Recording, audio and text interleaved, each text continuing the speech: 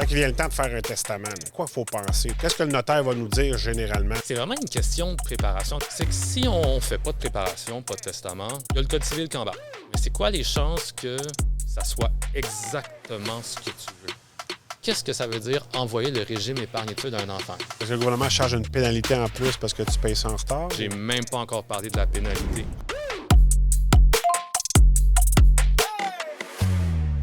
Aujourd'hui, je reçois Francis Ounjaoué-Lahaye, conseiller expert en succession pour les institutions financières. Salut Francis. Salut, ça va bien? Ça va bien toi? Fantastique. Yes. Ah, en fait, ça fait longtemps qu'on se connaît. 10 ans?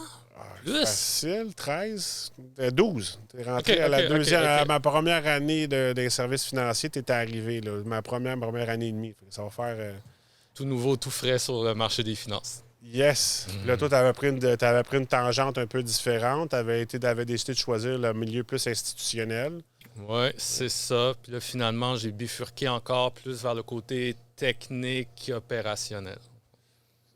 Un endroit où tu es plus confortable d'être aussi, je pense. Là. Oui, Ouais. caché dans une tour à bureau. C'est bon. C'est merveilleux. Donc, en fait, aujourd'hui, ce qu'on va faire, je pense, ensemble, aujourd'hui, ce qu'on va faire, c'est qu'on va parler de succession. Tu sais, en fait, c'est quoi les défis de succession? Comment fonctionne une succession? Puis, tu sais, c'est parce que, tu sais, c'est un monde inconnu. Hein? Tu sais, c'est le monde du décès, de la mort. Le monde n'aime pas ça en parler. C'est des choses qu'on essaie d'éviter tout le temps. C'est très tabou. Mais je pense qu'il y a des façons de faire où est-ce qu'on peut bien se préparer pour rendre la vie plus facile à ses descendants. Ouais. Toi, un peu, ta journée, ça ressemble à quoi une journée là, en réglant les successions? Dans le fond, c'est pas moi qui règle la succession. J'aide les intervenants à régler la succession. Donc, là, il va y avoir un liquidateur qui va aller voir un conseiller dans une institution financière quelconque. Il rencontre le conseiller, il expose son plan, son projet, qu'est-ce qui se passe, qu'est-ce qu'il veut faire avec les actifs. Après ça, le dossier, il va l'envoyer dans un centre de traitement. Dans le centre de traitement, c'est là que toute la fiscalité est analysée, c'est là que le côté légal est regardé. Parce que c'est pas parce qu'un liquidateur veut faire quelque chose qu'il a nécessairement le droit de le faire. Donc, c'est la responsabilité de l'institution financière de voir à ce que tout soit respecté. Moi, mon rôle là-dedans, c'est un peu le deuxième niveau. Donc, quand il arrive un litige, quand il y a une virgule qui n'est pas claire, quand on ne sait pas si fiscalement on a le droit de faire ça, moi, j'arrive comme expert. Donc, jamais la famille, le liquidateur vont me rencontrer. Habituellement, je suis loin en arrière, mais je suis dans le dossier. Je suis quand même dans la chaîne. Donc, moi, mon travail, c'est d'analyser le dossier, voir ce qui peut se faire, ce qui ne peut pas se faire, ou d'apporter des solutions. C'est toujours en cas de litige que tu interviens ou est-ce qu'il faut que tu touches à tous les dossiers de succession? Litige, c'est peut-être un mot, je dirais dans les cas de zone grise. Parce que souvent, ça arrive que c'est très, très souvent, je dirais même, ça arrive que c'est pas clair. C'est des vieux documents qui ont été rédigés il y a 20 ans. J'ai rédigé un testament dans les années 70. J'ai écrit telle clause. On peut-tu le faire maintenant? Peut-être que oui, peut-être que non. Il faut aller fouiller un peu. Ou un dossier particulier avec une situation non-résident, famille recomposée, entrepreneur, compagnie. Il faut quelqu'un, des fois, pour analyser un peu plus loin, pour vérifier avec l'ARC, pour vérifier avec d'autres conseillers juridiques extérieurs si on peut ou pas faire ce que les gens nous demandent de faire. OK. Mais est-ce que exemple, comme tu me parles d'un testament des années 70, est-ce que ça se peut qu'il y ait des choses qui aient été écrites dedans qui ne soient plus valides avec le Code civil d'aujourd'hui, donc ne pourra pas être respectées dans les demandes du défunt? Oui. Très souvent. Et un testament, comme on sait, il existe plusieurs sortes de testaments. Oui. Tu pourrais écrire ton testament à la main directement là, sur une feuille de papier. Bonne question pour toi, parce que nous, on en parle beaucoup à nos clients de ça. C'est quoi pour toi la différence entre un notarié, un devant témoin, puis holographe à la main? Ce qui est important, c'est que ce n'est pas pour moi. Il y a des règles. Chaque forme de testament, pour être valide, doit respecter certaines règles. Et Comme? on parle tout le temps que le testament notarié, c'est le meilleur. C'est le meilleur parce qu'on a rencontré un spécialiste. Donc, le spécialiste s'est arrangé pour que le testament, il soit reconnu, il soit bon. Tu peux faire ton testament toi-même. Il n'y a aucun problème. Est-ce qu'il va être reconnu? Es-tu allé voir le Code civil pour savoir si de la manière que tu l'avais écrit, c'était bon? As-tu le droit de l'écrire à la main? As-tu le droit de l'écrire à l'ordinateur? Si c'est à l'ordinateur, il faut combien de témoins? Si c'est à la main, c'est combien de témoins? Est-ce que tu peux l'écrire à l'ordinateur, mais signer à la main? Si c'est comme ça, il y a combien? C'est toutes des petites choses. C'est dur à faire tout seul. Oui. C'est dur sans avoir quelqu'un pour nous conseiller. Là, le risque, c'est que si on fait un testament qui n'est pas valide, qu'est-ce qui se passe? Est-ce qu'il est invalidé au complet? Est-ce qu'on accepte d'en garder certaines parties? Là, on rentre dans le flou. Puis est-ce que ça arrive qu'il y ait des testaments qui soient tout simplement... Oui. Puis qu'on y va ab intestat? Oui. Ab intestat, pour ceux qui ne le savent pas, c'est sans testament. Donc, il y a une Dévolution légale. Dévolution des actifs qui va se faire selon une charte très précise. Là. C'est ça. OK. Oui. Ça l'arrive, ça. Ça arrive. On parlait un peu, on a discuté un peu hier de ça, puis tu me disais des fois, ben, il est notarié, mais le notaire qui l'a fait, c'est un notaire qui fait des hypothèques à longueur de Oui. semaine, puis que là, il a voulu dépanner quelqu'un, il a fait un testament, puis finalement, il y a des... C'est comme dans tout. Tout le monde se spécialise dans quelque chose. Alors, on va voir quelqu'un qui travaille dans la construction. Il est fantastique en électricité. Tu lui demandes de faire du plâtre. Peut-être qu'il peut. Il l'a vu, mais ça ne sera pas le meilleur plâtre. On serait peut-être mieux d'aller voir la personne qui s'occupe de ça. Donc, chacun son domaine. Même chose pour les notaires. Des notaires qui s'occupent des actes de propriété, il peut être le meilleur du pays. Est-ce qu'il fait beaucoup de testaments? Peut-être qu'il n'aime pas faire des testaments. Peut-être qu'il a pris un copier-coller. Ça, c'est bon. Mais est-ce que c'est bon pour toi? Peut-être pas. Quand il vient le temps de faire un testament, là, à quoi il faut penser? Là, qu'est-ce que le notaire va nous dire généralement? Là, je sais que... Je sais pas si le tien est fait, là. Je sais que tu es jeune, là, que je sais pas si c'est quelque chose que tu as déjà... Je sais pas si c'est quelque chose que tu as fait. Là. Pourtant, je dis ça parce que souvent... j'en parle tout le temps avec mes clients, puis on dirait que c'est non, je vais signer mon arrêt de mort. C'est comme prendre une assurance vie. Non, je vais mourir, comme les gens superstitieux, là, ils pensent qu'ils signent je vais mourir parce que je l'ai fait. Non, c'est. C'est vraiment une question de préparation. Mettons, tu voulais que je règle ta succession maintenant. T'es pas mort. T'es vivant. Francis, règle mes affaires. Ouais. OK, Tony, qu'est-ce que tu veux? Je veux que mon CELI aille à ma conjointe. OK, c'est bon. Je veux pas que mon REER aille à ma conjointe. Parce que, je sais pas, elle a un fonds de pension, son revenu va être élevé, je préférais qu'elle aille à mes enfants. Je voudrais aussi donner de l'argent à Fondation pour le cancer du sein. Facile. Tu me le dis, je le fais. Ouais. C'est tout. On a une question, on lit le Code civil. Ah, tu peux, on le fait. Tu peux pas, on le fait pas. Quand tu es mort, qu'est-ce que tu voulais? Sur quoi on se base? Ah, Denis, il était genre de... C'était important pour lui, les études des enfants. Il est mort. Il n'a pas dit nulle part. Tout ce qu'on a, c'est un petit bout de papier qui peut faire une page, qui peut faire 20 pages, qui peut faire 10 pages, mais c'est tout ce qu'on a pour savoir ce que tu voulais faire. Donc, c'est super important. Puis, tu n'es pas obligé de le faire. Tu ne le fais pas, ton testament. C'est correct. Le Code civil va te dire quoi faire. J'entends souvent, as-tu fait un testament? Non. Tu es en conjoint de fait. J'aimerais ça que tu m'en parles un peu plus. Tu dois vivre des choses assez spéciales avec les conjoints de fait. Mais dis, c'est pas grave. Ben, j'ai un enfant, tout va à mes enfants. Pas grave, si je meurs, c'est correct, ça va à mes enfants. C'est ça que je veux. Ça doit-tu arriver, ça, des choses de même, qu'il n'y a pas de testament, puis ça va directement aux enfants? Est-ce que c'est aussi simple que ça? C'est que si on ne fait pas de préparation, pas de testament, il y a le Code civil qui embarque. Le Code civil dit quoi faire avec tes actifs. C'est pas mauvais. C'est juste une règle qui a été donnée pour tout le monde. Mais c'est quoi les chances que ça soit exactement ce que tu veux? Il y a plein de règles, plein d'actifs, plein de choses. C'est qui ton liquidateur? Tu étais d'accord avec tout le Code civil? Il y a sûrement une chose que tu veux personnaliser un peu. Ça serait dur que tu prennes la formule pour tout le monde. Donc, OK. prépare-toi d'avant. Qu'est-ce qui arrive d'abord quand tu n'as pas de testament? C'est quoi la dévolution? L'argent peut aller à bien du monde. J'ai une autre question aussi en même temps que je veux que tu le regardes. Pas de testament, mais tu étais marié. Marié, uni civilement, là, pas conjoint de fait. Ouais. En fond, l'argent peut aller à beaucoup de monde. Si tu es marié, ça peut aller à cette personne-là, ça peut aller à tes enfants, ça peut aller à tes parents, ça peut aller à tes frères et sœurs, ça peut aller très, très bas. Très, très bas. Le vieux, une nièce, ça peut aller super loin. Donc, il faut savoir à qui ça va et dans quel ordre. Fait que, premièrement, t'es-tu marié, t'es pas marié? T'es pas marié, le conjoint, il n'existe pas. Il peut exister, parce qu'il y a certains régimes qui reconnaissent le conjoint d'une manière différente. Ah, tu m'apprends quelque chose. Conjoint de fait, c'est un terme qui peut vouloir dire bien des affaires. C'est quoi la définition de conjoint de fait dans ton fonds de pension? C'est quoi la définition de conjoint de fait pour la SAAQ?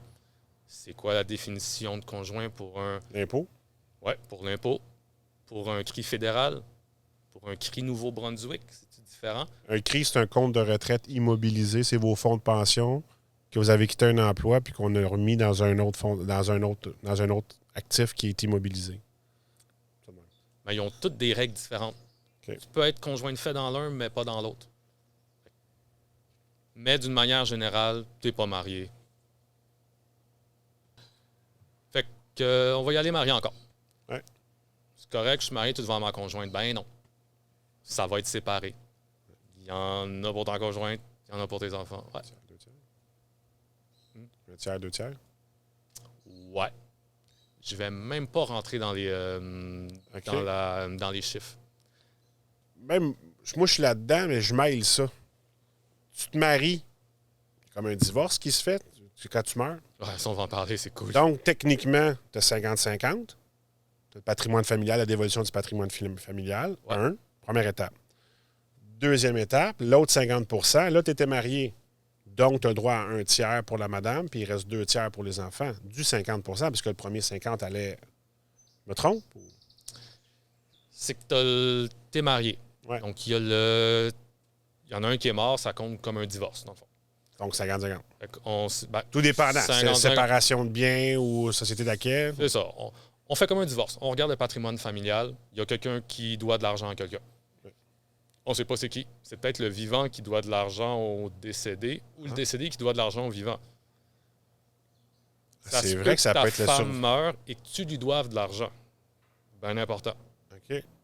Tu vois, c'est des cas que j'ai pas vus encore, mais oui, OK. Ça se peut que tu doives plus d'argent à ta femme qui est décédée qu'elle t'en laisse. Préparation, important. OK. Donc, premièrement, il y a ça. OK. C'est comme une dette à la succession, en fond. Ouais. Après ça, on split le reste. Je comprends. Mais s'il ne reste plus d'argent en étape 1, il ne reste plus d'argent en étape 1. Là. Et après ça, l'évolution légale, comme on parle. Donc, si tu es marié, après ça, si tu as des enfants, après ça, si tu as des parents, as-tu des frères et sœurs, as-tu des neveux, avant que tout aille à ta femme, c'est long. Il faudrait que tu n'aies pas de parents, pas de frères et sœurs. Si tu avais des frères et sœurs, il ne faudrait pas qu'il y ait de neveux en dessous. C'est bien rare que ta femme va tout avoir. Ça se pourrait, c'est dur. De l'autre côté, quand t'es pas marié, ben comme on dit, conjoint de fait, t'as rien. C'est tes enfants qui ont tout. Ensuite de ça, t'as pas d'enfants. Là, c'est un arbre. Père, mère, frère, sœur. C'est ça.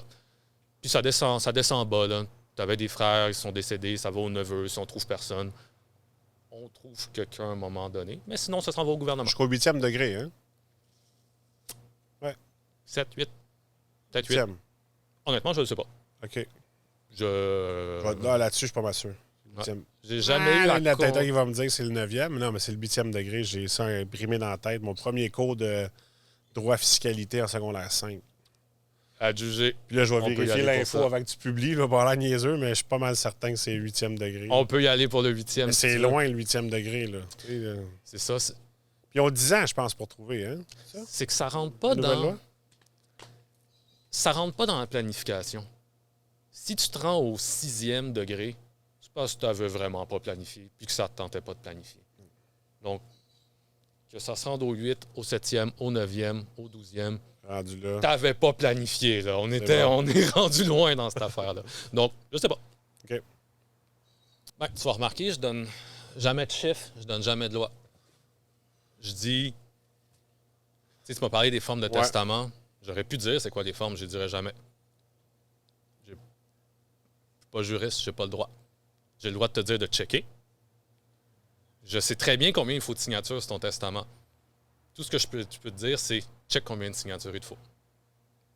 Puis moi, comme planif, ça va faire, j'imagine.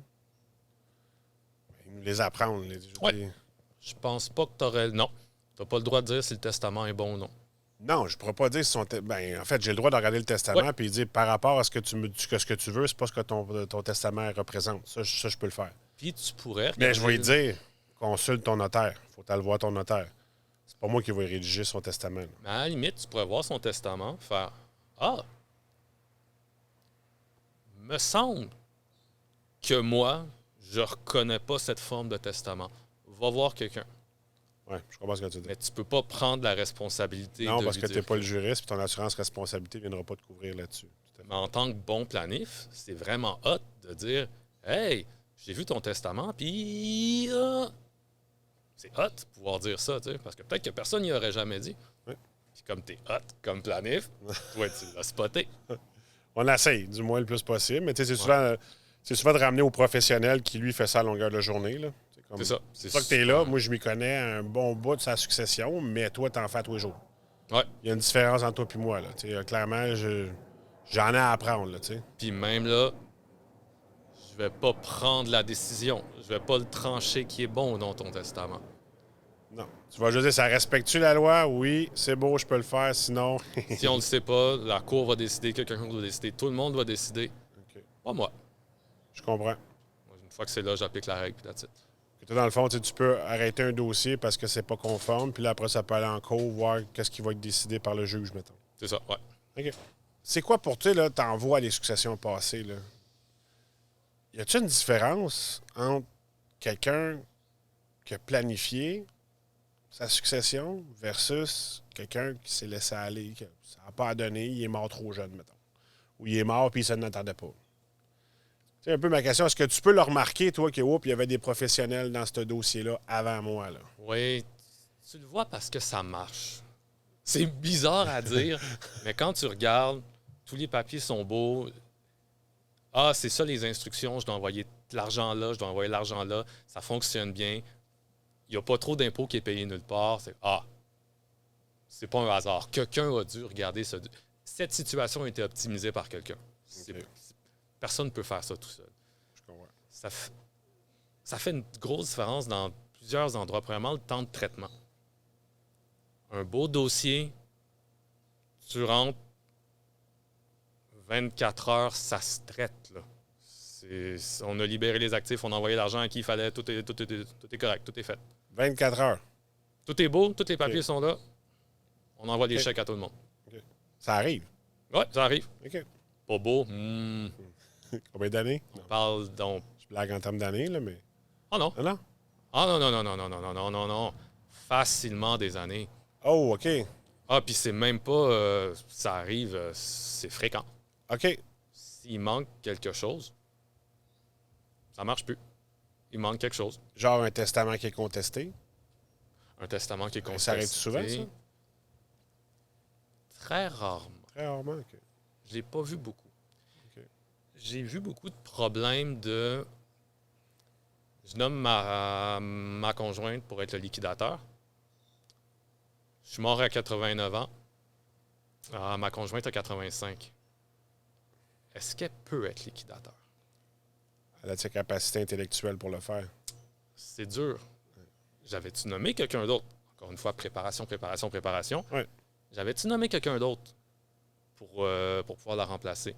Parce qu'elle ne peut pas se faire remplacer. Ça, c'est le genre de choses qu'un notaire va te discuter avec toi. Il va t'en parler, tes préparations, puis à avance, un planificateur financier va regarder ça avec toi aussi à la base.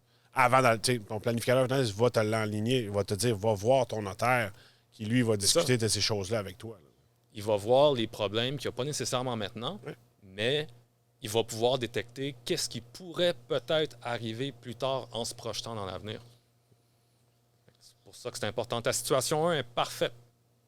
Mais ta situation 2, qu'est-ce qui arrive si ce que tu pensais là, ça n'arrive pas?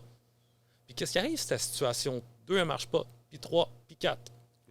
C'est ça la job d'un planificateur ou bien de n'importe quel spécialiste que tu vas voir, c'est d'aller un petit peu plus loin pour pas qu'il y ait de problème plus tard.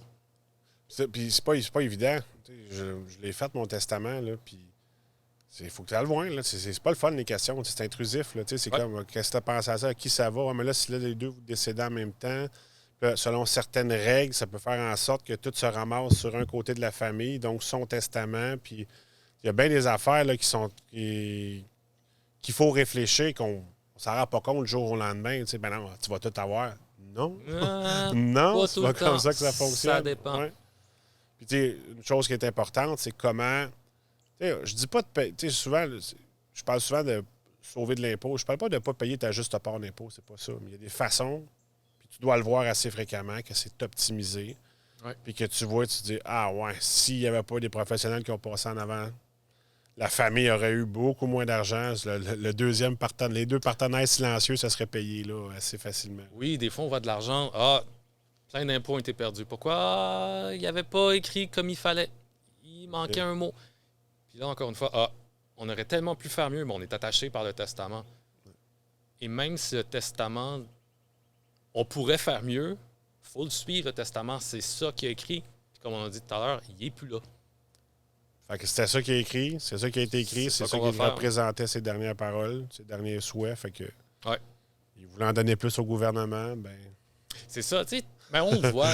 S'il avait été conseillé, on lui aurait dit de ne pas faire ça. Ouais. C'est plein de bonnes intentions, mais c'est pas la bonne affaire à faire.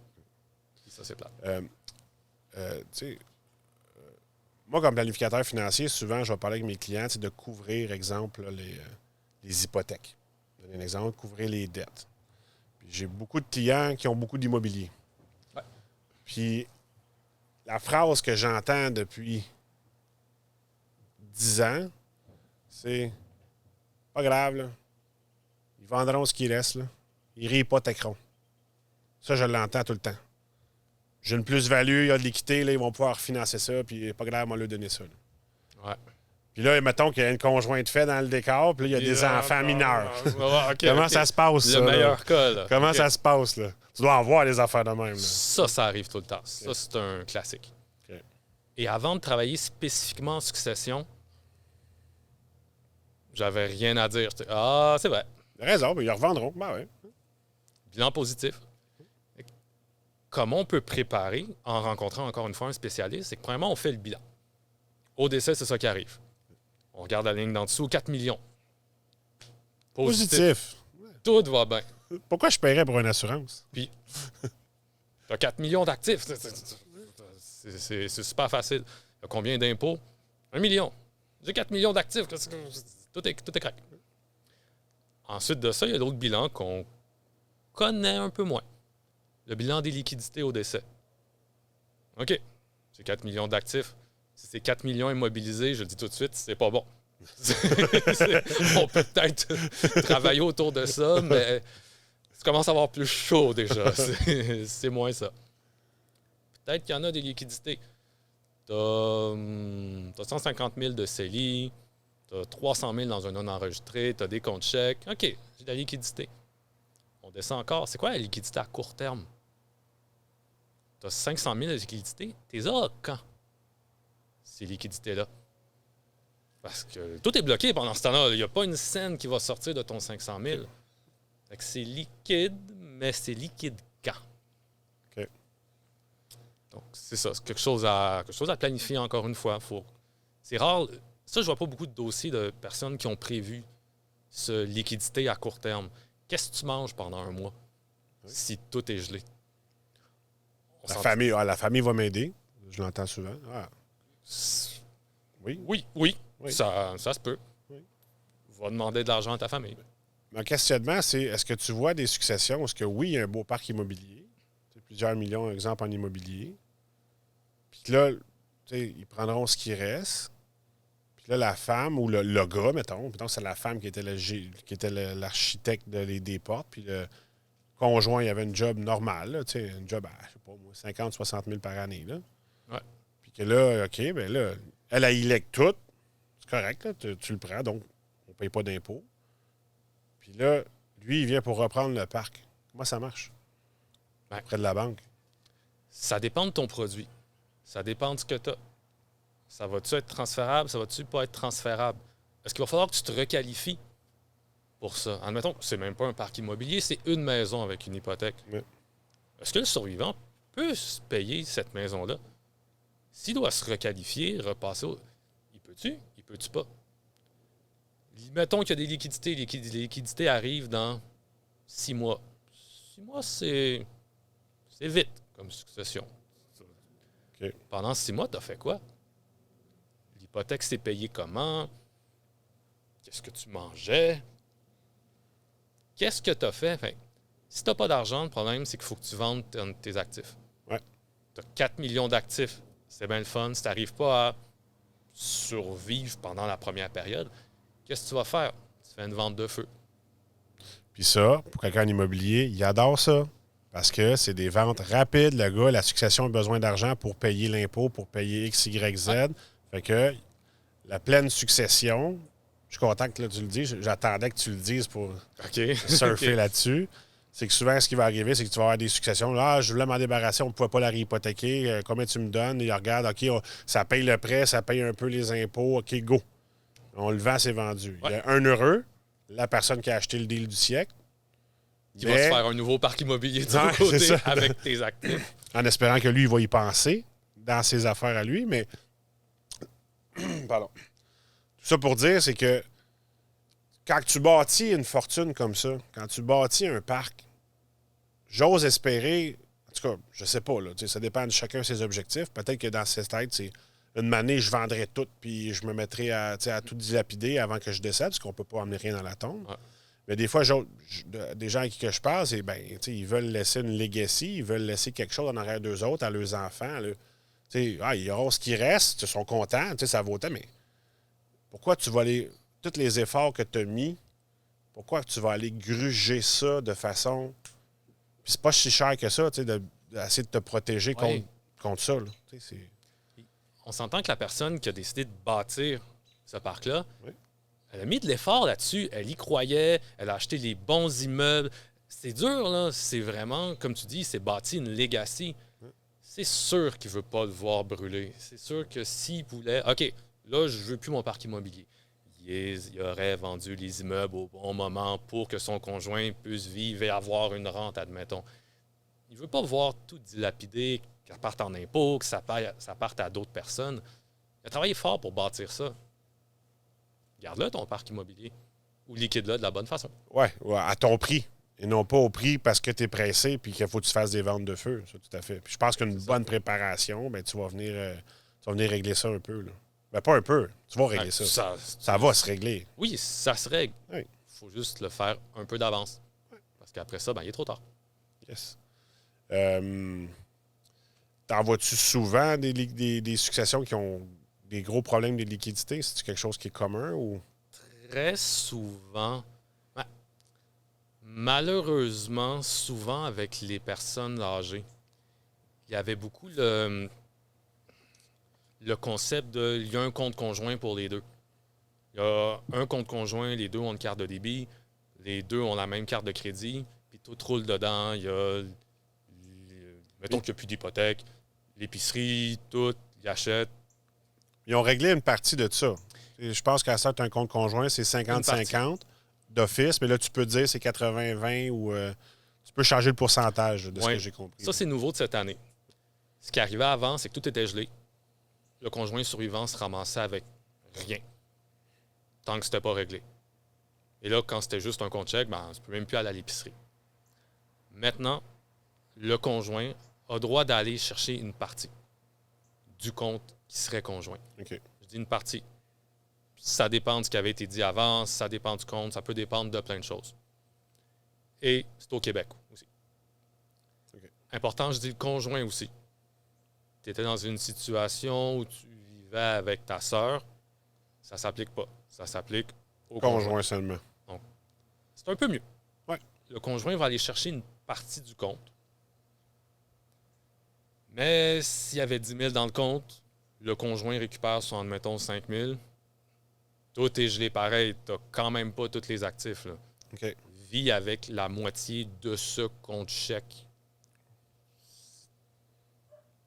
Ben, c'est ça, ça dépend. Tu sais, si tout l'argent qui était là-dedans, ça servait vraiment à tes dépenses courantes, c'est pas parce que demain matin, il y a une personne qui s'en va. Oui, c'est vrai que c'est vrai que la nourriture coûte très cher en ce moment, là, de plus en plus, mais quand même, tu sais, il y a beaucoup de dépenses. Là, l'autre est parti, il n'y a pas plein de dépenses qui s'enlèvent tout de suite du jour au lendemain. Là. Ça se rajoute à les dépenses, en fait.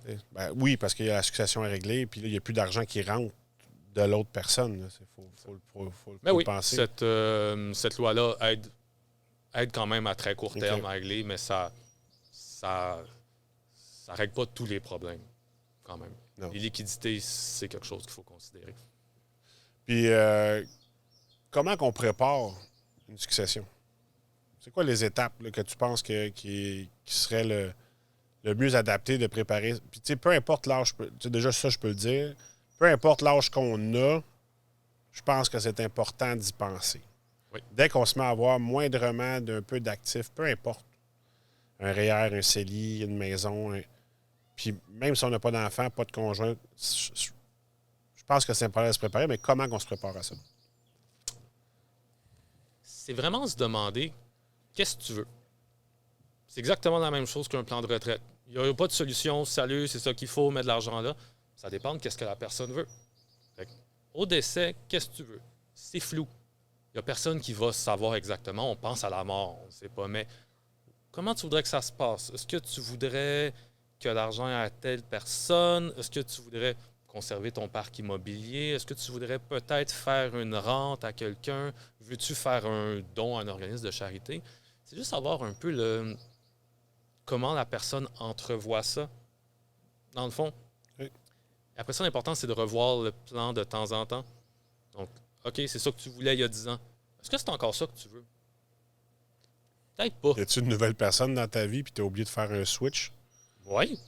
Ça arrive, là. Ça j'en entends de clients, là. Ils sont plus ensemble. Ils n'ont jamais divorcé. Ils n'ont pas fait une séparation encore, rien, là.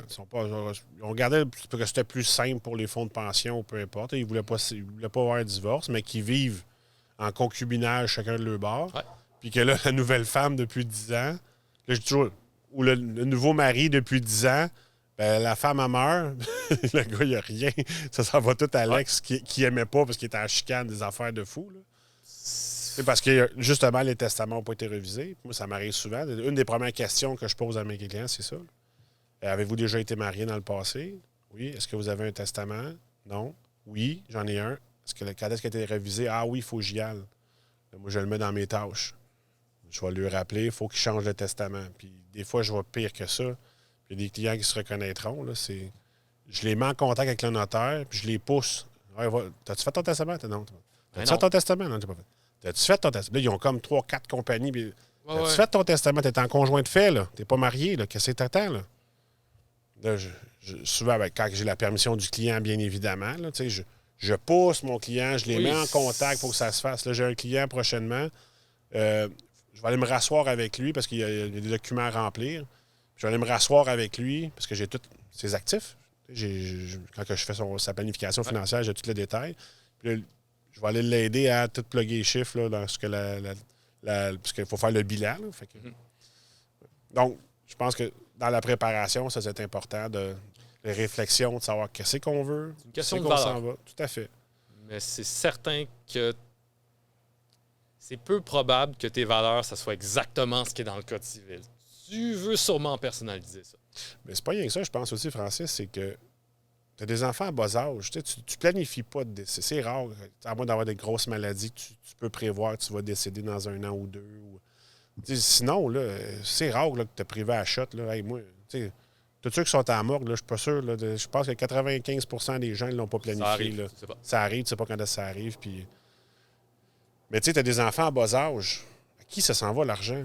Tu as beau leur dire, ça s'en va à mes enfants. Oui, mais qui va gérer ça pour eux autres si tu n'as pas passé ça dans ton testament? Tu dois le voir, toi. Les mineurs, Ça aussi, la ça maman arrive était souvent. peut-être décédée avant ou le papa était décédé avant. Qui s'occupe? Ben là, tu fais rentrer le gouvernement là-dedans.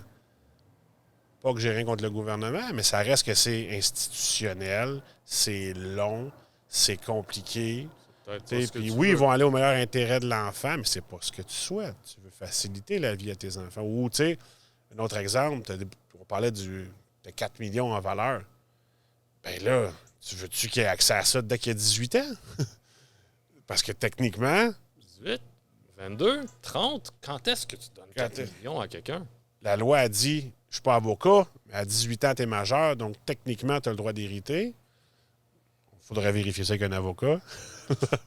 Mais, tu sais, là, à 18 ans, c'est pas, là, mais à 18 ans, ça dépend. Tu n'es peut-être pas très sur ton X, généralement. Ouais. Tu as des envies, tu as des besoins, tu as des hey, je veux bling-bling. Hey, ou tu peux être un super entrepreneur né. Puis, Il y en a peut-être un il y en- sur une coupe de 10 000. Vous connaissez mais- vos enfants, vous les voyez aller. Tu sais, c'est important, je pense, de planifier ça dans un. Ça passe par un testament. Puis, tu sais, quand on a des actifs importants, mais tu sais, c'est important, c'est compliqué, là. Parce que les interactions d'une compagnie à l'autre aussi, t'as beau avoir dit quelque chose dans un testament, ouais, mais tu peux pas le faire parce qu'il y a X, Y ou tel engagement que tu peux pas. C'est ton testament, tu peux pas surpasser un engagement contractuel que tu avais de ton vivant. Comme, paye pas mes dettes, envoie tout ça. Ça marche pas. Ça marche pas, là. Mais ouais, c'est un bon sujet, ça, les enfants en bas âge. Oui. Quand on parle de succession, y est-tu allé voir un spécialiste ou non? Quand il y a des problèmes avec les enfants en bas âge, je pense pas qu'il est allé voir un spécialiste. J'en ai vu un récemment. Il y a plein d'actifs, tout est correct. C'était quand même un testament. Il y avait plusieurs pages. OK. Il y avait un bout des régimes épargne-études. Il y a 2 enfants, 2 régimes épargne-études. Je veux que l'argent des régimes épargne-études aille à mes enfants. OK.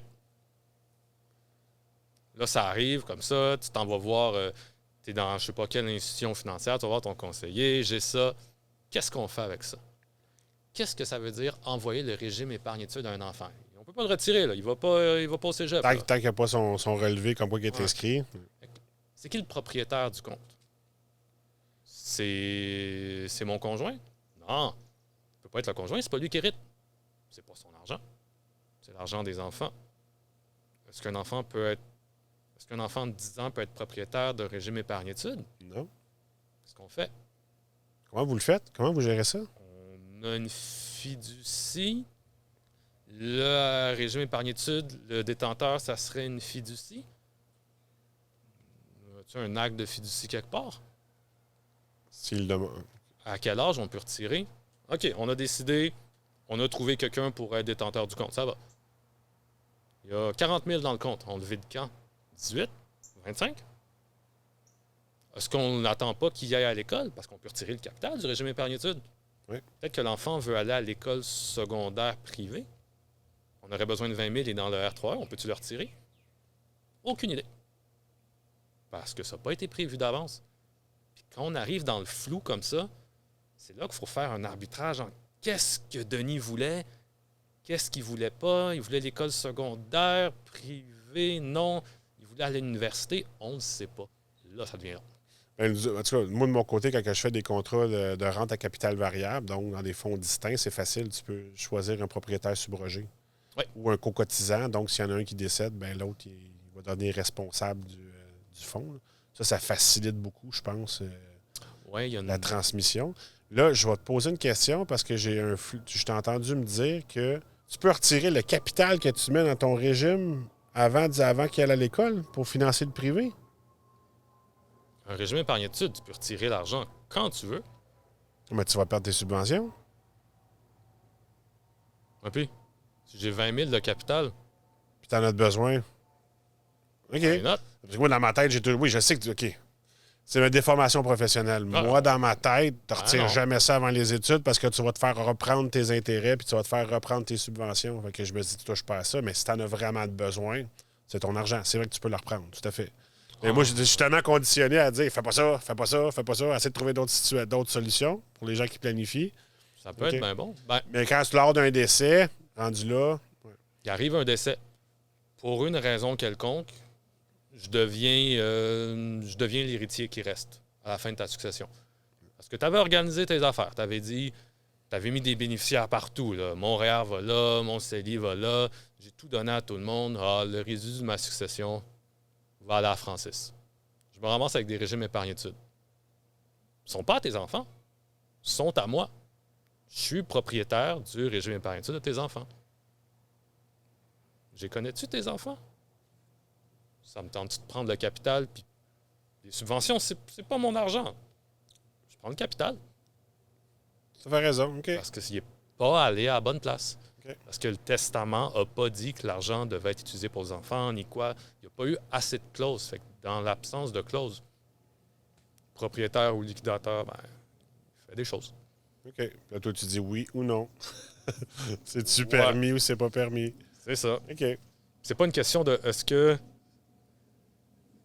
c'est la meilleure affaire. C'est qu'est-ce que le testament a l'air de dire. Pas qu'est-ce qui serait le mieux dans l'intérêt de l'enfant. Non, parce que ça n'a pas rapport. Non, OK, ça n'a pas rapport. Si le régime va à ton beau-frère, il va à ton beau-frère. Ton beau-frère ne connaît pas tes enfants. Il va s'acheter un bateau avec le régime épargne-études. C'est correct. Il faut planifier. C'est chiant. Ouais, tu t'es serré à la ceinture pour financer les études de terre puis ton beau-frère. Il n'en a rien à battre, lui. 10 000 de subventions. Yeah, check-moi le bateau. Ouais.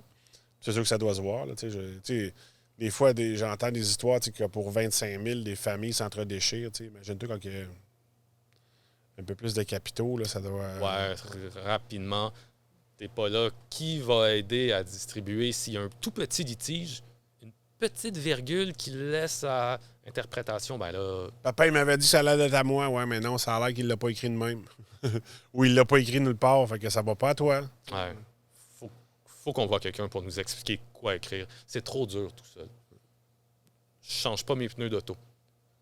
Je sais pas où est la crique dans mon auto.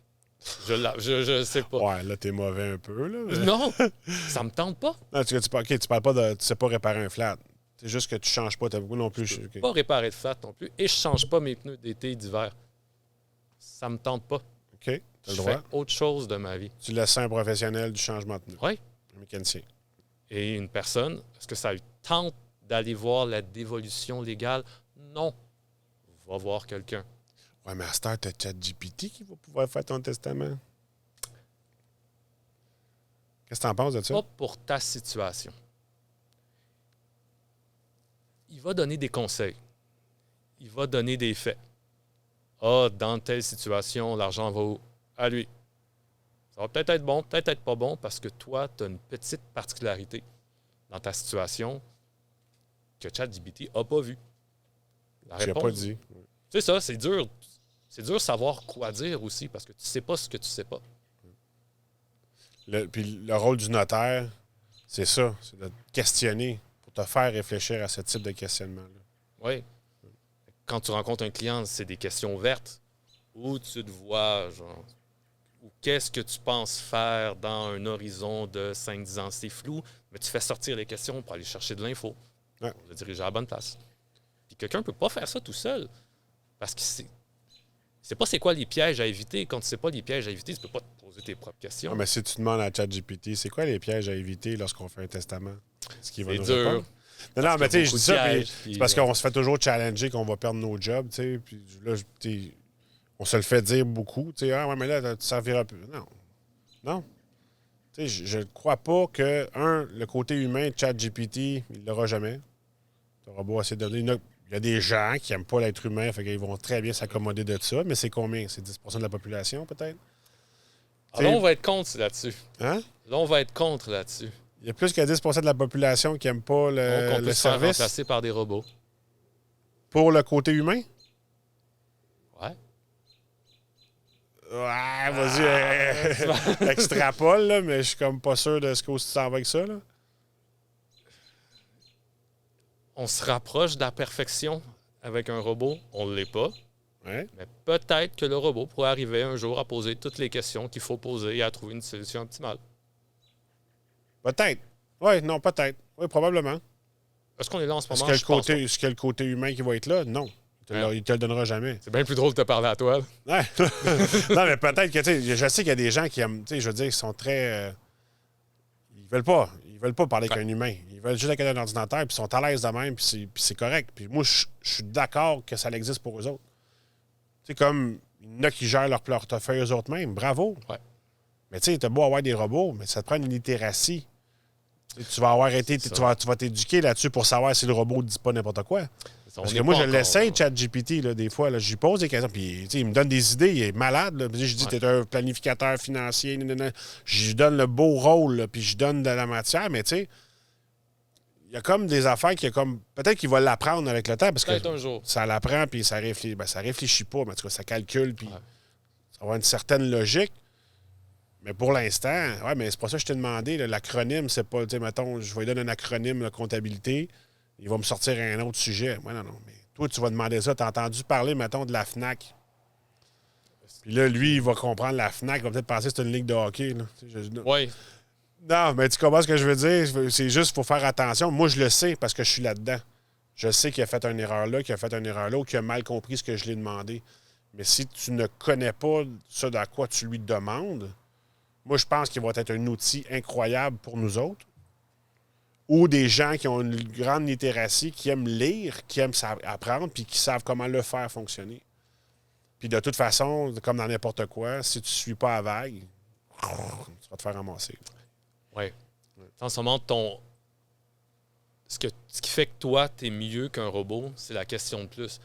Admettons, j'écris « Qu'est-ce qui arrive avec mon cri au décès? » Il y a une réponse. Ouais. Toi, tu vas peut-être dire « Ah, quelle juridiction ton cri? » Je suis au Québec. Ça veut rien dire. Ton cri est peut-être Alberta. Ça, la machine aurait de la difficulté à trouver cette subtilité-là. Et le cri Québec, le cri Alberta, le cri Nouveau-Brunswick, est-ce que l'argent va à la même personne? Est-ce que c'est la même définition de conjoint? Ben non. Non. C'est là que je vois ton rôle, dans le fond, poser les questions de plus. Non, mais c'est ça, c'est de prendre la situation dans tout son ensemble, puis même, moi, j'en pose des questions, mais les clients me disent pas tout. Non. Faut que je travaille, faut que je les travaille. Puis des fois, à force de poser des questions, parce que tu vas poser essayer de comprendre sa situation, parce que des fois, il veut quelque chose, mais t'es comme pas trop sûr, parce qu'il te manque un bout, là. Moi, je le sais qu'il me manque, en tout cas, moi, je le vois qu'il manque un bout, là. À force de questionner, à gauche, à droite, à gauche, tu te mets sur le côté. Ouais, mais là, une manée, ouais, mais c'est parce que ce que je t'ai pas dit, c'est que. Ah, OK. C'est important. Donc là, je comprends un peu plus qu'est-ce que tu m'expliques. Là, c'est plus clair. Là. Mais tu sais, il faut le faire. Puis probablement qu'un robot, un jour, va être capable de le faire. Puis c'est correct. Puis ça me dérange pas. Mais tu sais, il y aura toujours des gens qui n'en ont rien à battre, ils veulent pas s'en occuper, puis ils veulent quelqu'un qui le gère pour eux autres. Ouais. Il y a des robots, là. Les robots conseillers, ça fait longtemps que ça existe, mais là, il y a ChatGPT s'est mis de la partie. J'ai lu de quoi dernièrement là-dessus, là. T'as-tu essayé? Même pas. Non? Tu vois, j'ai pas changé mes pneus non plus. Non, c'est ça. non, mais c'est ça. Chacun, moi, je pense que chacun sa profession, puis le robot, utilisons-le comme un outil et non pas comme pour remplacer quelqu'un d'autre. Ouais. As-tu d'autres problèmes que tu rencontres quand il n'y a pas d'autres testaments? Première chose que tout le monde pense toujours à un testament, il va où l'argent? On en a parlé, l'argent va à telle personne. Mais sur un testament, ça fait 10 pages. C'est parce qu'on a besoin de 10 pages d'informations là-dedans. Chaque petit paragraphe veut dire quelque chose. Ouais. D'après moi, prochaine chose importante, c'est qui le liquidateur? Tu n'as pas de testament. C'est qui? Qui va s'occuper d'être le... Explique c'est quoi un liquidateur. Ah, peut-être qu'il y a des gens qui ne le savent pas. C'est une grosse responsabilité. C'est pas à la légère. Hey, veux-tu être liquidateur? Non. Liquidateur, il y a vraiment beaucoup de travail là-dedans parce qu'il faut que tu gères tous les actifs d'une personne. Puis, gérer nos propres actifs, c'est fatigant. Ah, puis il y en a une gang qui a de la misère. Ouais, j'ai de la misère, moi aussi. Non, avec les feux d'hiver. C'est dur, là. Et le liquidateur, lui, doit prendre cette responsabilité-là sur les épaules. Cette responsabilité, où il doit prendre des décisions légales, fiscales, il doit suivre le Code civil. Il y a des étapes, il y a des choses qu'il doit faire. Le Code civil dit au liquidateur qu'il doit faire telle chose. S'il ne le fait pas, il peut être responsable de tes dettes. Les héritiers peuvent revenir contre toi. Plein de gens peuvent revenir contre toi si tu ne fais pas les choses. C'est une vraie responsabilité. Là. Tu ne dis pas oui à la légère. Là. Oui. Et tu as une responsabilité morale un peu. Quelqu'un est décédé, c'était quelqu'un de proche. Tu veux que ça se passe bien, c'était ton ami, ton conjoint. Tu veux aider ses volontés, mais il y a des héritiers en arrière qui, eux, te poussent. Le gouvernement qui te pousse, les institutions financières qui te poussent, et toi dans le milieu. Quand même, hein? C'est pas... Faut quasiment... Moi, je pense que quand tu nommes un liquidateur, c'est que tu y poses la question avant de le mettre dedans. Tu y poses... Pas quasiment. Tu y poses la question. Pose-lui la Ouais. question. Veux-tu être mon liquidateur? Moi, j'ai peur d'avoir la surprise qu'on me nomme liquidateur dans Ça, certains... c'est pas fin. Hein? Non, il faut... Je pourrais te mettre liquidateur. C'est pas fin. Non, mais je... Dites-le à la personne. non, mais tu sais, je pense à mes parents, tu sais, ils savent que je suis là-dedans, je suis planificateur financier, donc ils vont avoir tendance à me mettre... Ils m'en ont pas parlé encore, mais je risque d'avoir des surprises un jour, le plus tard possible, j'espère, là, mais... Ouais. Mais il faut savoir aussi, je voulais mentionner, c'est que tu n'es pas obligé, même si tu as été nommé, tu as le droit de refuser de faire la liquidation. Oui. Puis là, tu peux aller chercher un professionnel comme un notaire qui, eux, sont habitués de traiter des liquidations. C'est ça. Il faut savoir d'autre que ça a peut un venir, c'est coût. Ils vont le gérer, mais un pourcentage en fonction des actifs qu'ils gèrent. C'est normal, il y a une job à faire. Ben oui, c'est sûr, c'est dur. Ouais. Les deux cas que je vois, quand il n'y a pas de testament, c'est qui le liquidateur? Faut que ça soit désigné par les héritiers légaux. Il y a un caucus qui se fait, puis là, ils nomment un liquidateur. Combien d'héritiers? 1. Facile. 6. Il faut que tout le monde s'entende. Oh! c'est là que le problème Tout commence. le monde ou la majorité, tu sais. Ouais. Mais il faut que les gens décident c'est qui va le faire. Okay. Puis, point qu'on n'entend pas souvent parler, encore une fois, ça se trouve dans le testament, c'est quoi les pouvoirs du liquidateur? Le liquidateur n'a pas le droit de tout faire, dans le fond. Il y a certains pouvoirs qu'on lui donne, mais pas tout. Par exemple, je ne sais pas, vendre une maison. Il y a de l'impôt à payer, il y a une maison à vendre. Est-ce que le liquidateur a le droit de vendre la maison? Non. Techniquement, non. Il faut qu'il fasse ça avec un courtier immobilier. Ah non, il ne peut pas vendre.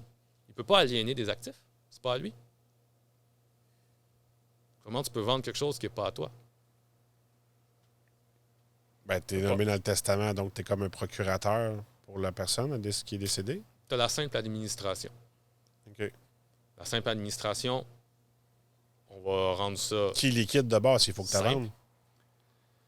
Si tu n'as pas le pouvoir de vendre, il faut revenir aux héritiers et que tous les héritiers te donnent l'autorisation de vendre, on dit aliéner des actifs.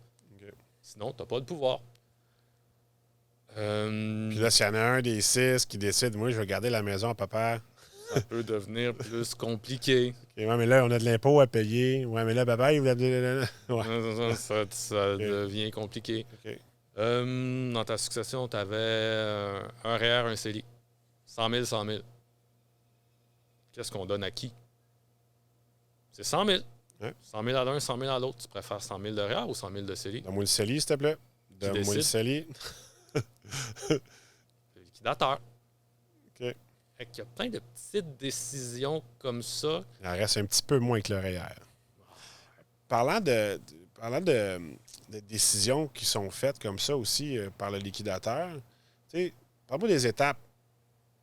Les rapports d'impôts, les T3, comment ça fonctionne une succession là, quand tu fais une dévotion. Tu sais, mettons, tu décides, hey, moi, je fais un rapport d'impôt dans un an, je liquide tout.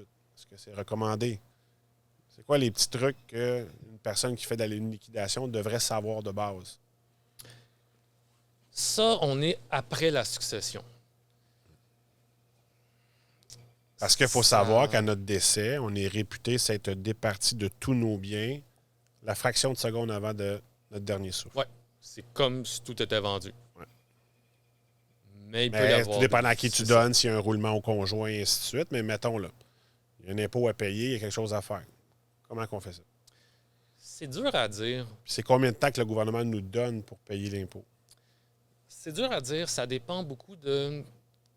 La personne est décédée à quel moment dans l'année? Est-ce qu'il y avait des... Par exemple, on peut faire plusieurs rapports d'impôt. Ouais. Mais ça dépend de ta situation. Des fois, tu peux faire plusieurs rapports d'impôt. C'est très bien. Ça te permet de... On ne va pas trop rentrer là-dedans. Ça te permet d'accumuler des...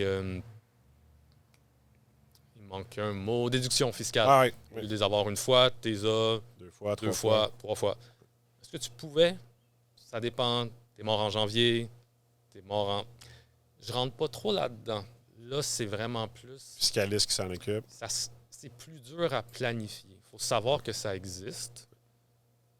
Mais d'avance, c'est plus dur à faire parce que qu'est-ce qu'il va y avoir au moment du décès exactement? Là, c'est là que, je pense que c'est là que lorsque tu règles la succession, les impôts de la succession, c'est là qu'il faut que tu te renseignes sur les techniques que tu peux faire pour essayer d'utiliser, comme tu dis, des crédits d'impôt des crédits d'impôt sur plusieurs années. Oui. Ça, par exemple, ton premier rapport d'impôt, c'est tout ce que tu possédais est réputé vendu. Oui. Sur un deuxième rapport d'impôt, tu pourrais mettre des sommes qui te sont dues, mais que tu n'as pas encore reçues.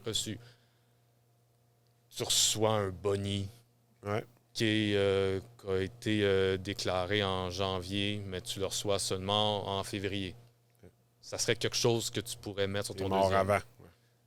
Mais ça se prévoit difficilement.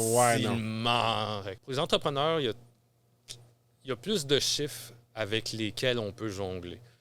Fait que oui, il pourrait y avoir une planification de l'impôt après décès avec un spécialiste. Plus de leviers, plus de crédits, des dividendes déclarés dans une année qui ne sont pas encore versés. Là, il y aurait plus à jouer. Ça vaudrait probablement la peine, encore plus, parce que ça vaut la peine pour tout le monde de planifier, mais pour un entrepreneur, encore plus de choses à regarder. C'est hyper important. Ce que tu racontes, là, c'est hyper important parce qu'avec un entrepreneur, tu peux aller beaucoup plus d'avance. Lorsque le décès est arrivé, il y a des choses à faire avec les multiples rapports d'impôts qu'on peut faire, mais à l'avance, on peut faire. Il y a tellement de choses à faire si on veut améliorer la succession puis le patrimoine qu'on va laisser à notre famille, à nos proches. Il y a vraiment une belle planification à faire. C'est important. Il ne faut pas passer à côté de ça, d'aller brûler des... Tout dépendant de ce que vous avez en actif, là, mais il y a des millions qui se brûlent là, souvent là, parce que ça n'a pas été pensé.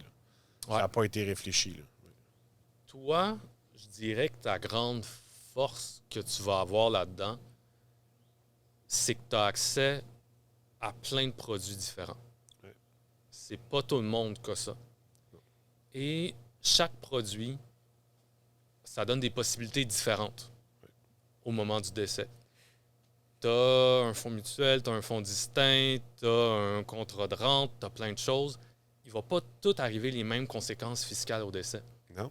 Fait que avoir le choix d'un éventail de produits, ça change qu'est-ce qui va se passer au décès. C'est ça qui fait que tu payes l'impôt, tu ne payes pas d'impôt. C'est ça que la succession fait que ça se règle vite ou ça se règle moins vite. Puis aussi à penser, des fois, il y a des gens qui ont assez d'accumuler dans leur vie, dans leur compagnie, qui fait en sorte qu'ils ne passeront pas au travers. Ils passeront tout simplement pas au travers de cet argent-là parce qu'ils ont déjà tout de payer. Ils dépensent déjà, ils voyagent, ils ont tout ce qu'ils ont de besoin. Ils gâtent les petits-enfants, les enfants en masse. Puis il y a de l'argent qui est stocké dans la compagnie. Il y a des façons tout à fait légales de protéger le patrimoine de sa famille par des produits financiers qui vont venir, avec le même capital, aller générer plus de liquidité, plus de cash flow, qui va servir à, payer les impôts, puis en même temps transférer beaucoup plus de liquidité vers les descendants, puis vers les C'est le même argent, meilleur investi. Même argent, mais meilleur investi, tout à fait. Puis c'est important de le dire. Les gens qui... J'entends souvent parler de... Bon, je ne vais pas rentrer là-dedans, là, mais il y a beaucoup de monde qui vont démoniser des conseillers, qui vont dire « Ouais, mais non, prenez le temps de les écouter. » Prenez le temps d'écouter, ils sont là-dedans, on en a vu, on voit, on l'a fait la planif, on voit la différence. Voici le plan 1. Voici comment tu es seté là, en ce moment. Voici si tu décèdes demain matin. Voici si tu continues de faire ça comme ça, si tu meurs à 95 ans. Je peux te le faire à 65 si ton décès. Oh ouais. On peut choisir la date de ton décès si tu veux, puis je vais te dire exactement ce qui va se passer de la façon que c'est fait. Maintenant, réorganisons le tout. Ça marche mieux. Avec tous tes objectifs que tu as, t'acheter ici, partir en bateau, t'acheter un... Peu importe ce que tu as envie de faire, on va le planifier, on va le mettre. Puis là, voici ce qu'on va tweaker. C'est sûr et certain, il faut comprendre que on parle de liquidité. Là. On a de l'argent un peu. Là, parce que oui, monsieur, madame, tout le monde, il y a des façons de bien le planifier aussi. Il y a juste un petit peu moins d'outils. Si on n'a pas de liquidité, souvent le cash flow, c'est roi et maître dans n'importe quoi. En affaires, du moins, mais même quand tu vas faire ton épicerie, ton cash flow, si tu n'en as pas, tu ne manges pas. Au pire, ton cash flow va être négatif parce que tu vas le mettre sur la carte de crédit, mais peu importe. Il y a des produits financiers qui existent. C'est sûr que ça prend des sous pour le faire. Mais quand on a des sous qui sont investis, il y a toujours une partie des investissements qu'on peut choisir de prendre un 10, un 15 puis qu'on le met dans du sécuritaire, dans les produits financiers, qui va venir vraiment porter au décès un boost incroyable. Puis encore plus qu'on peut même l'utiliser du vivant. Ça, je pense que c'est important de le savoir. Parce que, genre, on fait souvent des analyses, on fait des cas, on regarde, voici, pas de produits financiers. Puis là, regarde le cash flow qui sort pour sa retraite elle-même. Là. Puis voici ce que tu vas donner à ta succession, à 2 millions de plus. Oh. Ah, mais là, j'ai dépensé pour un produit financier. Non, tu as investi dans un produit financier. Il y a certains produits financiers qui sont des dépenses. Parce que, mettons, je tomberai jamais invalide, je vais payer ça dans le vide. OK, dépense. Ouais. Mais si ça t'arrive, tu vas être content. J'ai pris une assurance vie temporaire 10 ans, mettons. J'ai loué une police d'assurance pendant 10 ans de temps. Ouais, mais à ce moment-là, si t'arrivais quoi dans ces 10 ans-là, tu protégeais ta famille. Oui, ça a été une dépense parce que tu n'es pas mort, tu ne l'as jamais caché. Mais il y a des produits financiers que tu investis dedans et qui finissent de se payer puis qui continuent de grandir, que le capital continue de grandir. En tout cas, je ne vais pas trop parler de ça, mais ça reste que c'est des affaires importantes. Puis toi, tu dois le voir de ton côté quand tu règles les successeurs. Il y avait une police d'assurance, tiens donc. Tu avais amené un sujet que je trouve important, tu as dit du vivant. Parce que planifier une succession, ça peut se faire du vivant aussi. Comme tu disais, il y a des gens fortunés, c'est correct, ils ont déjà tous leurs actifs, tout va bien. Veux-tu vraiment attendre de décéder avant de donner l'argent? Tu peux le faire de ton vivant? Oui. Ben oui. Puis là, je parle pas de quelqu'un qui a 80 ans. Là. Quelqu'un à 60 ans, quelqu'un à 50 ans, quelqu'un à 40 ans. Donne du vivant. Tu peux préparer une succession à 40 ans, puis déjà commencer à distribuer des actifs, pas les distribuer, les prévoir. Il y a des œuvres de charité. Plein de choses que tu peux faire du vivant. Je veux laisser mon immobilier à mes enfants. Nos enfants sont majeurs. Si on le fait mineur, il y a une règle de distribution là, au niveau de l'impôt, mais il faudrait demander à un fiscaliste. Mais quand il a 18 ans, mais pourquoi quand tu barres le bloc, tu ne le mets pas sur ton fils? Comme genre, s'il y a un décès, ce ne sera pas 100% qui va être à liquider, qui va être à payer en impôt en capital. Il y a plusieurs choses à penser avant. On peut les donner dans une fiducie aussi, qui va venir protéger les actifs. Il y a énormément de choses à faire avant le décès. Là. Si c'est un objectif que vous avez, moi, la façon que je vois l'assurance, mettons pour moi, j'ai des objectifs de vie. Ce que j'aimerais pouvoir laisser mes enfants dans la sécurité. Puis ma femme, si jamais je suis plus là. Pour l'instant, j'en prends en charge, je suis là.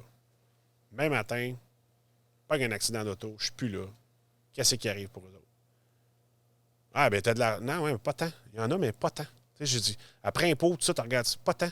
Non. Je sais ce que je ramène dans la maison par année. Là, je suis plus là pour le fabriquer. Là. Je suis plus là pour le faire, ce montant-là. Puis moi, j'avais l'intention de lui laisser quelque chose. J'ai envie que le monde dise, on sait bien, il est né qu'une cuillère d'argent dans la bouche. Mais encore, tu comprends? J'aimerais ça. J'aimerais ça, moi, faire ça. Mais là, moi, en me prenant un produit d'assurance vie, tout dépendant des... Il y a plusieurs types de produits. Mais mettons, là, pour ma phase active, où il y a vraiment un plus gros montant d'assurance, ben, c'est parce que si je réussis pas parce que je pète avant, ben, c'est pas grave. Je vais avoir réussi quand même ce que je voulais faire pour mes enfants. Puis pour une fraction du coût. Parce que si je meurs avant, c'est un produit temporaire, c'est pas cher. Puis s'il m'arrive l'impensable que je veux pas, là, j'ai du bois. C'est cool. Mais je vais pouvoir, là, ça va être fait pareil dans ma tête, c'est check. Là, je continue de bâtir pour réellement ce que j'ai envie de faire, mais je fais à ça. Mais j'ai plein de ces discussions-là avec des clients, là, puis c'est des choses qu'ils veulent, là, qui veulent faire aider leur succession. Là, je vais parler de quelque chose que je ne sais pas si on va le mettre, là. C'est que j'ai vu, je me souviens pas c'était à quelle émission de télévision, j'ai vu ça, ça passe à Télé-Québec, puis c'était Léger et Léger. Le sondeur, son prénom m'échappe, là, mais c'est groupe marketing Léger Léger, puis ils font plein de sondages. Puis ils faisaient des sondages par rapport aux francophones, aux anglophones, les latins, puis les anglophones. Puis il expliquait qu'un Québécois francophone est heureux si aujourd'hui, majoritairement, c'est statistique, OK. c'est pas tout le monde, mais statistique, lorsque aujourd'hui tout va bien. Je me suis bien amusé, mon bonheur présent est bien. Un anglophone, c'est statistique de ce que je vous dis. Un anglophone est satisfait et heureux quand que son avenir est bien planifié. C'est deux mentalités complètement différentes. Je le vois dans mes dossiers. Ah, OK, merci. T'acquiesces les stats de M. Léger, là. Ouais. Ben, les stats, je n'ai pas donné de chiffres, mais tu sais, il avait carrément dit, vous pouvez aller voir l'émission, là, c'est avec Bégin, là. Il fait une émission, il reçoit plein de monde, là, puis là, trouver c'est quoi le mot.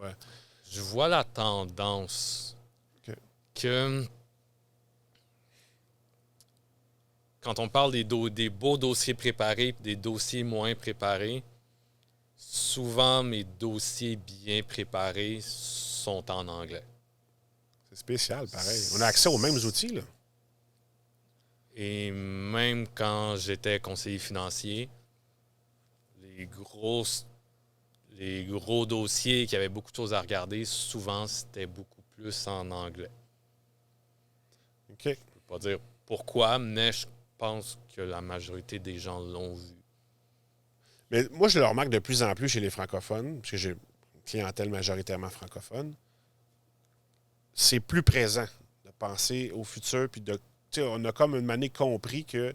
De plus en plus, ouais. On a le monde, parce que je pense qu'il y a plus d'éducation financière qui se faisait avant. Puis au Québec, en tout cas, je suis au Québec. Moi, je parle de mon éducation financière que j'ai eue à l'école. C'était pratiquement un exemple. On avait un cours d'économie familiale en secondaire 3, ce qu'on apprenait à coudre puis à cuisiner. Là. Ah, j'ai dû en manquer, celle-là. Puis un cours d'économie en secondaire 5 qui expliquait l'économie, le taux de chômage, puis le PIB, puis ces affaires-là, mais pas tant. Pas la littératie financière, puis tout ça. Mais, tu sais, puis dans ma famille, c'était pas un sujet où est-ce que c'était important. En tout cas, c'était pas quelque chose qui était véhiculé. On t'en parlait pas tant que ça. Mais Mon petit gars, on va commencer à... Non. Non, c'est ça. T'es-tu heureux, hein? Tu crois ce que tu veux? Non. Chris, pousse-moi un peu dans le cul, tu sais. En tout cas, pip, tu feras. Mais je pense que c'est important parce que c'est ça qui fait en sorte que ta prochaine génération va être mieux puis aura moins de difficultés. Puis va pouvoir passer à une autre étape. T'sais, avant Henry Ford, il y avait son père. Il y a eu Henry Ford, puis après ça, il y a eu tous les autres. Ah oui. C'est qu'il a voulu passer. C'est sûr que c'est dans le système capitaliste que je parle, mais tu peux léguer autre chose que de l'argent. Là. Tu peux léguer des valeurs, puis ainsi de suite. Là, mais mettons qu'on parle d'argent, mais c'est que l'argent, c'est ta liberté, l'argent, c'est ta sécurité, qui fait en sorte que si tu es capable d'en laisser un peu, puis de le bâtir de ton vivant, mais il y a une gang qui va en avoir un petit peu moins de difficultés en arrière de toi. Là. Ne serait-ce que pour être capable de leur payer de l'éducation privée ou payer leur université ou pour. Je sais pas, moi, mes enfants sont jeunes, mais qu'ils à l'université, ça va être quoi? Ils vont avoir. Les frais scolaires vont-ils avoir encore été gelés? Ils vont-ils aller étudier aux États-Unis? Je sais pas, moi. C'est pas de l'argent, mais tu leur lègues la possibilité de pouvoir. L'outil de. Ça sera pas, dans ma tête, un frein à leur développement. Ouais. C'est un choix. Planifie-le. Faut que tu le planifies. Ah oui. Mais c'est important. Parce qu'en plus, vous allez faire. Si vous planifiez pas ça comme du monde, là, tu vas faire des casse-têtes pour mon chum Francis. Là. Ouais. Mais ça crée de l'emploi. Tu peux ne pas planifier, décider, je crée de la job. Je n'ai pas pensé à ça. Je vais être là. Ça arrange donc. Ouais, on va s'arranger. C'est sûr que ça te coûte plus cher que si tu t'en occupes tout seul, mais ça coûte plus cher maintenant parce que toi, tu vois le frais. Tu vas voir le frais de gestion qui est plus élevé que si tu t'en vas acheter, tu t'en vas sur une plateforme en ligne. Mais tout le conseil, tout ce qu'on vient de parler là, pendant 1 heure de temps, là, moi, je vais te le synthétiser, mais que tu me parles. Je ne parlerai pas juste de tes placements, on va parler de tout ça aussi. Là. C'est mieux pour plus tard. T'sais. Régler une succession, c'est pas le fun pour personne. Non. Quelqu'un vient de décéder. Si c'est toi le liquidateur, c'est quelqu'un de proche de toi. Ça peut se régler très rapidement. Boum, boum, boum, boum, tout est fait. Veux-tu traîner ça sur 1 an, 2 ans, 3 ans, à en entendre parler, à faire des impôts, à... Plus tu étires ça, plus c'est long. Je te donne un exemple. Tu as des comptes enregistrés. Oui. J'ai un REER que je veux rouler à ma conjointe. Il faut que tu le règles idéalement, avant le 31 décembre de l'année qui suit le décès. Après ça, plus tu attends, ça devient pas bon. OK. Parce que le REER était supposé être désenregistré. Il n'a pas été désenregistré, mais il est resté en REER pendant 4-5 ans. Qu'est-ce qui se passe? Il n'avait pas le droit d'être en arrière. Non. Ah. Le gouvernement a chargé des pénalités, j'imagine? Ça devient pas beau. OK. On rentre dans le compliqué parce que on va essayer de mettre ça simple. L'argent ne devait pas être en REER, donc on doit calculer un intérêt qui a été fait mais qui n'a jamais été réclamé. Il faut calculer tout ça. Parce que le gouvernement charge une pénalité en plus parce que tu payes ça en retard? J'ai même pas encore parlé de la pénalité. OK, tu fais juste parler de l'intérêt qui a travaillé à l'abri de l'impôt qui n'aurait pas dû. Générer des T3 qui sont des revenus de fiducie parce qu'on considère que ton investissement est devenu un non enregistré en fiducie. As-tu déjà fait les impôts d'une fiducie? Non. Tu veux pas? Non. Bien sûr, avec je fais pas de rapport d'impôt, mais non. Avec de l'argent qu'il faut payer de manière rétroactive. Donc, ton REER, tu vas le voir dans combien de temps? Plus qu'un an. Qu'est-ce qui va rester si tu n'as pas fait attention? De l'impôt des pénalités, alors qu'il aurait pu être roulé. Oui, facilement. Personne. Je donne ça à ma conjointe. That's it. Oui. Mettons que tu donnerais un conseil, là. Mettons en finissant, quel conseil que tu donnerais aux gens pour bien planifier leur succession? C'est quoi si tu avais comme, mettons, une règle à donner? Je vais en dire 2, 3, ça Si tente. j'avais un conseil à donner, écoutez-moi pas. Ah. Est-ce que je suis planificateur financier? Est-ce que je suis fiscaliste? Non. Allez voir un spécialiste. Allez voir la bonne personne pour chacun de vos besoins. Parce que, allez voir votre beau-frère. Peut-être que votre beau-frère est bien bon en finance, mais peut-être qu'il n'a pas vu le petit détail qui était bon pour vous. Allez voir la personne. Quelqu'un qui va vous dire quoi faire. C'est le plus important. Préparation, aidez-vous de quelqu'un. Ben, merci beaucoup, Francis. Puis écoute, c'est super le fun de faire ça ensemble. Qui c'est qui aurait dit, le 10 ans, qu'on aurait fait un podcast ensemble? Hein? Je trouve ça vraiment nice. Puis c'est vraiment le fun de voir un peu plus qu'est-ce que tu fais au day-to-day, parce que nous autres, on le planifie d'avance, mais c'est pas nous autres qui le règlent. T'sais, on voit des causes que les gens y arrivent à la succession, ils se demandent quoi faire, mais toi, tu le règles. Toi, t'es dedans, là. Oui, non. Ah, il faut que ça aille avec le juge, c'est lui qui va décider. Moi, c'est pas entre mes mains, j'ai pas le droit de le faire. Tu vois les impacts directs d'une bonne préparation versus une préparation inexistante. Puis, je pense que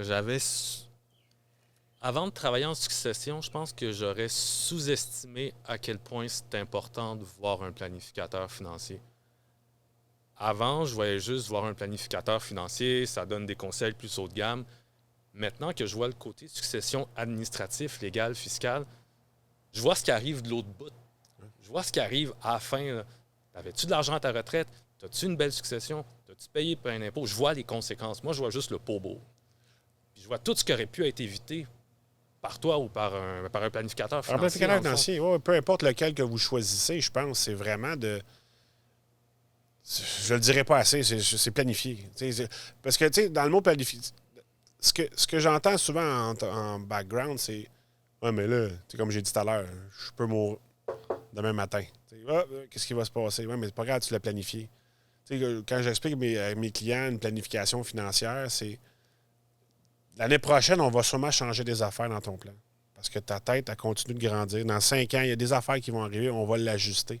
Mais au moins, tu vas être bien organisé. Puis tu vas sauver de l'argent en faisant ça. Tu vas en faire plus en faisant ça parce que tu vas aller chercher les petits, puis tu vas donner moins de casse-tête à mon chum Francis. Ben non, j'aime ça. Yes. Merci encore beaucoup, Francis. Puis Merci à toi. on se voit bientôt.